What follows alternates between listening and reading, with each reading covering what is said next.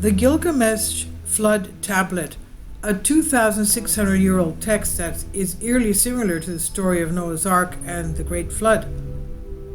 A baked clay tablet tells a tale of an epic flood. What is it?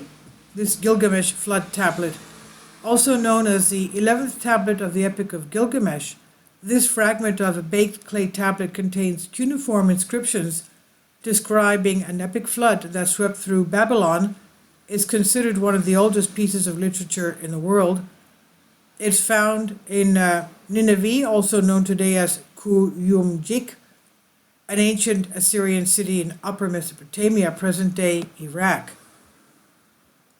It was made, the Epic of Gilgamesh may date to an early as 3rd millennium BC, but this particular tablet dates to the 7th century BC.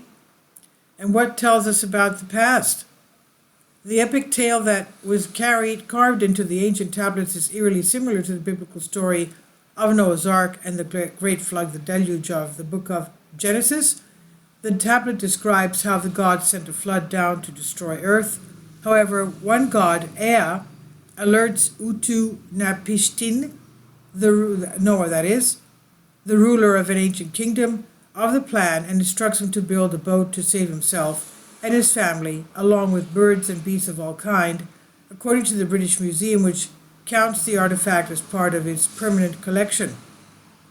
Let's remember Noah's name in Greek was Defkalirna, which means man of good omen, and that's Noah's description of the name in the book of the Old Testament. Again, it's called, he was the man of good omen.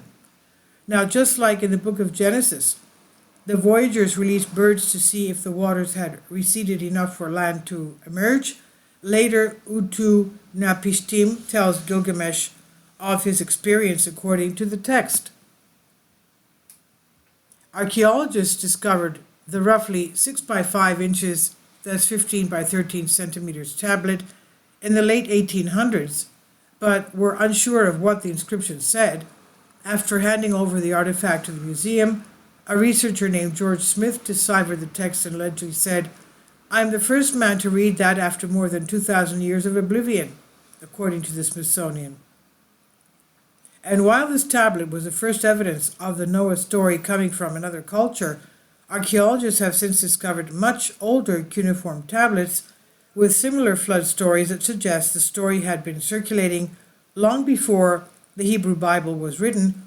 In other words, the Epic of Gilgamesh may have been the source of the Noah's Ark story. And this is on Live Science by Jennifer Nalewicki. Please leave your comments and thank you for your support. Please support my Patreon account.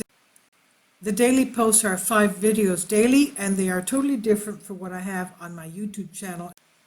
Thank you so much for your support and that you find all my content so interesting. You'll find the Patreon account details in the description box below.